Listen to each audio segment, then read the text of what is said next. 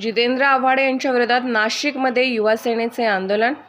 राष्ट्रवादी शरद पवार पक्षाचे जितेंद्र आव्हाड यांनी मनुस्मृतीचे दहन केले। त्यावेळी त्यावर डॉक्टर बाबासाहेब आंबेडकर यांचा फोटो होता। त्यामुळे जितेंद्र आव्हाड यांनी केलेल्या कृत्याचा निषेध करण्यासाठी नाशिक शिवसेना आणि युवा सेनेच्या वतीने जितेंद्र आव्हाड यांच्या विरोधात आंदोलन करण्यात आले आहे। यावेळी जितेंद्र आव्हाड यांच्या प्रतिमेला जोडे मारत विरोधात घोषणाबाजी देखील देण्यात आली। जितेंद्र आव्हाड यांच्यावर कठोरातील कठोर कारवाई व्हावी, अन्यथा आम्ही सर्व आंबेडकरांचे अनुयायी एकत्र येऊन तीव्र स्वरूपाचे आंदोलन करू, असे यावेळी युवा सेना पद अधिकाऱ्यांनी सांगितले। आज जितेंद्र आव्हाड यांनी आंदोलन करताना त्याचं भान हरपलं। ज्या बाबासाहेबांच्या नावाखाली त्याने आज त्याची राजकीय पोळी भाजण्याचा प्रयत्न केला, त्या परमपूज्य डॉक्टर बाबासाहेब आंबेडकरांचं हातात असलेलं पोस्टर हे त्यांनी फाडलं व त्यांनी अग्निदहन केलं। त्याच्या एका कार्यकर्त्यांनी त्याला थांबवलं, तरीसुद्धा त्यांनी मुद्दामून हे कृत्य केलं।